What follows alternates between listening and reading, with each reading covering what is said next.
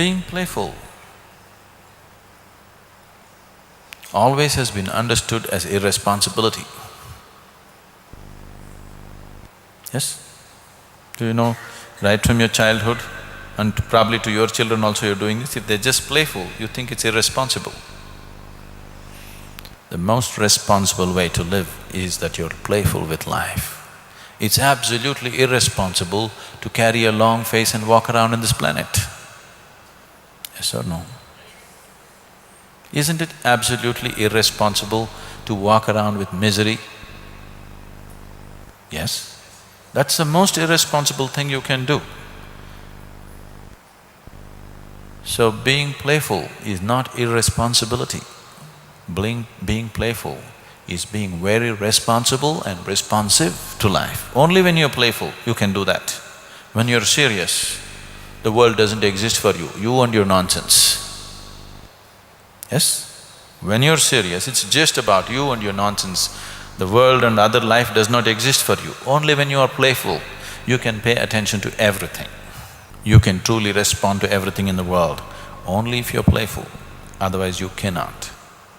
Just the burden of it will kill you.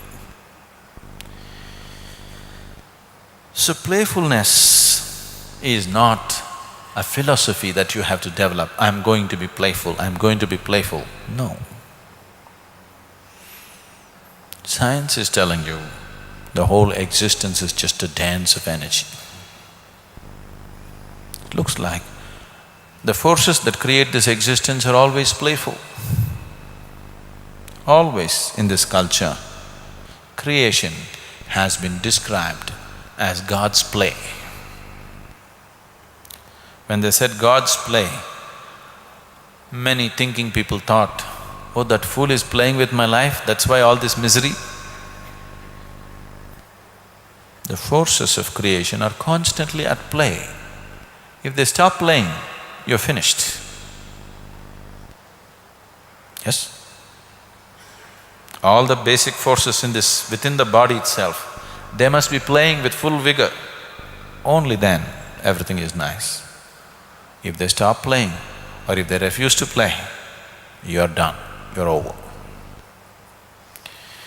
So playfulness not just in your attitude.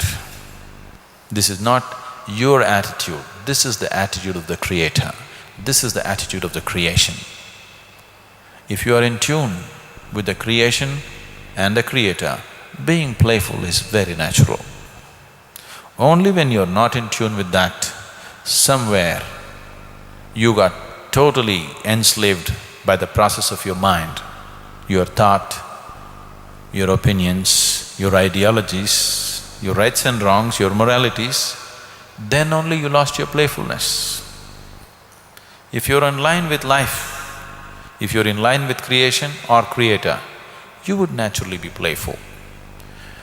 You have started ignoring the larger creation and become too attached to your petty creation which is happening here.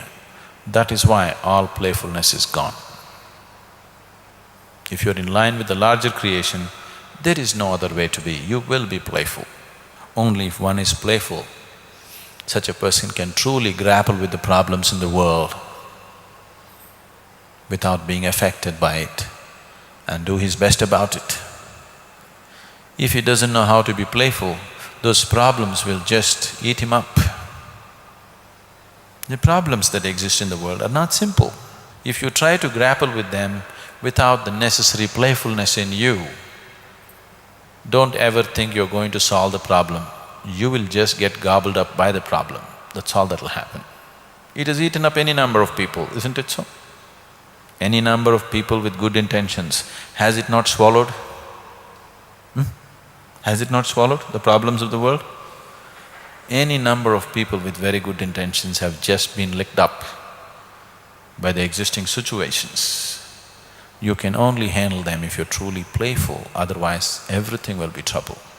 If you maintain just a few hours of playfulness in a day about what you're doing, you will see even your physical body will start functioning so much better. Your sleep quota will come down. And meditation becomes a natural process for one who is playful.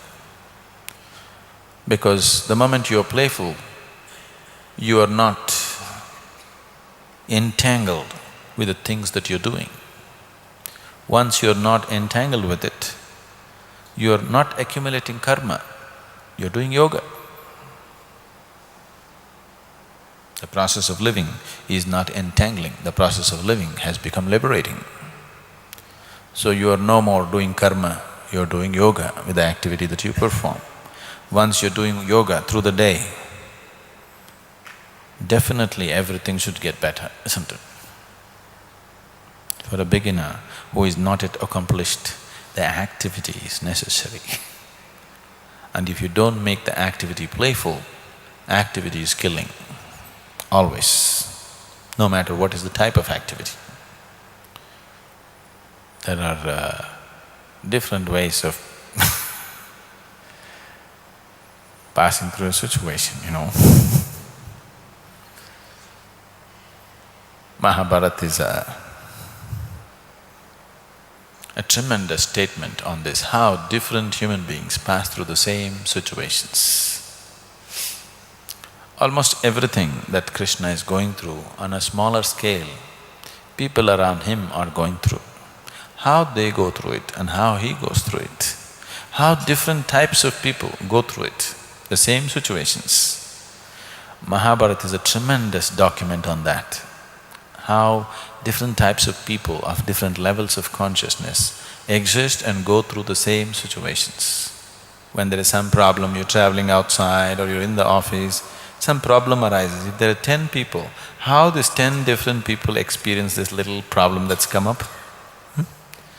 One person will pull his hair and freak out, another person will pounce on somebody else, another person bangs his head, another person looking what he can do. Do you see this thing happening? The same given situation. So fundamentally, that's what Mahabharata is. That there are all types of people. Good people, bad people, outright evil, absolutely virtuous, various types of people.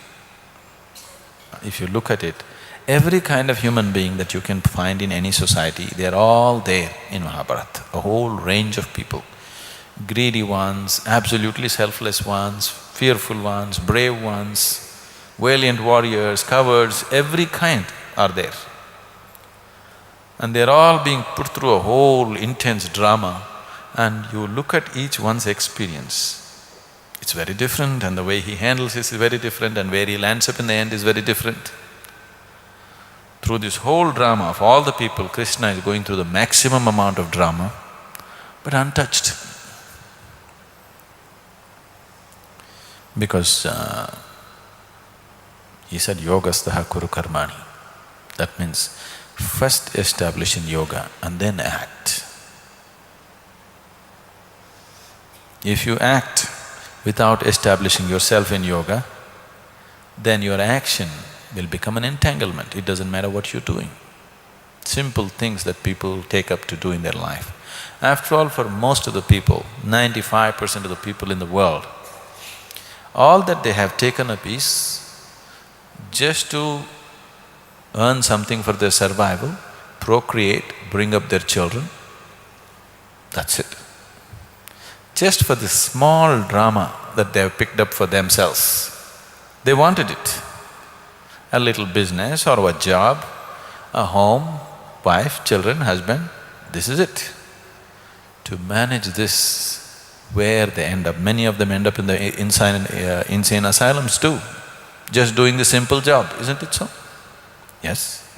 They have not taken up the problems of the world, they don't want to be dharma goptas, wanting to establish dharma in the world, no such great responsibility they have taken up. Just to earn their living, survive, procreate and die, which every creature on the planet does. For that, see where people are ending up. How many people are ending up total nuts? How many people are halfway down there? Yes, too many people, isn't it? It is taking an unusually heavy toll. simple life process. It is not necessary this way, but unfortunately it does go that way for many people simply because there is no playfulness in their way of existence. There is no playfulness in the way they live. They're too dead serious. Now, these two things look contradictory. On one level we're talking about intensity of passion, devotion. Another level, playfulness, that's the whole thing. If it's passion, you must burn with it. If you are half-hearted, you will not know what it is, it just tortures you, you will not know the benefit of it. You really have to burn. Otherwise, you will not know what it is at all.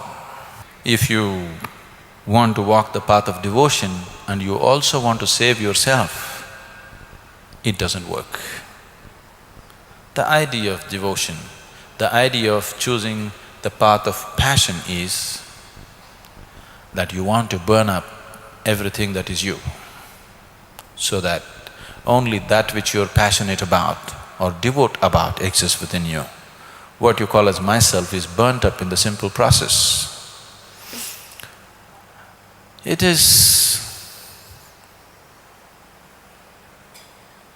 for a thinking mind, this looks like self-destructive. But unless you're willing to burn up the limited, another possibility never arises within you. If really the other possibility has to touch you, you really have to burn.